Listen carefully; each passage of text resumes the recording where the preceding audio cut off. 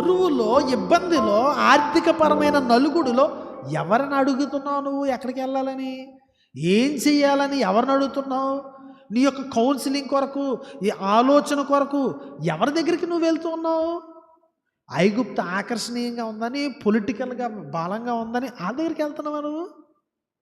ఇశ్రాయేలు పరిశుద్ధ దేవుని లక్ష్య పెట్టకయు, యెహోవా యొద్ద విచారింపకయు, సహాయము నిమిత్తం ఐగుప్తునకు వెళ్ళుచు గుర్రములను ఆధారము చేసుకుని వారి రథములను విస్తారములనియు రౌతులు బలాఢ్యులనియు వారిని ఆశ్రయించి వారికి శ్రమ.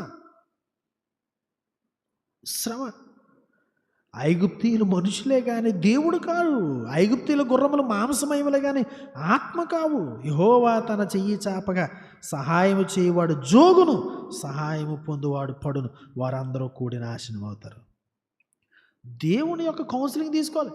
యాకోబుకి దేవుడు పంపించాడు. యేసుక్రీస్తు వారు చిన్నప్పుడు ఏం చేశారు?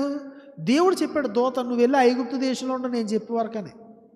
దేవుడు చెప్పింది చెయ్యాలి. కానీ దేవుని యందు భయభక్తులు కలిగిన వారు అసలు బబులోను చెరకి కారణమే ఇదే ఏంటి, ఐగుప్తుకు వెళ్ళడం కాదు, అశ్షూరు చెర. దానికి ముందు జరిగిన అశ్షూరు చెర కూడా కారణం ఇదే. 2 రాజుల గ్రంథం 17:4 చూస్తే అశ్షూరు చెరకు కారణం దేవుని ప్రజలు, అంటే 10 గోత్రాలని దేవుడు ఇది శత్రువుల్లో చెదరగొట్టడానికి కారణం.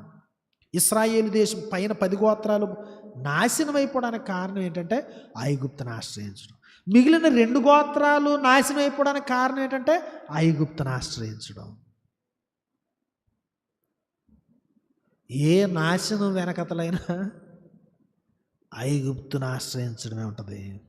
ఇశ్రాయేలీయులు ఏమేదో తెలుసంటే, మాకు నీళ్ళు లేవు, మాకు సమాధులు ఉండవు, మేము చచ్చిపోతే ఎవరో సమాధి చేయరు, లేకపోతే మాకేదో ఇది ఉండదు అది ఉండదు అని ఏడ్చినారు. గింజలు లేవు, దానిమ్మకాయలు లేవు, అంజూరకాయలు లేవు, మేము మాంసం కొండలు, చేపలు, పిచ్చి పిచ్చి వాగుడు వాగారు. దేవుడు ఏం చేశాడు తెలుసా? 40 సంవత్సరాల అరణ్యంలో తిప్పి తిప్పి తిప్పి తిప్పి తిప్పి అరణ్యంలోనే చచ్చిపోయేలా చేశాడు.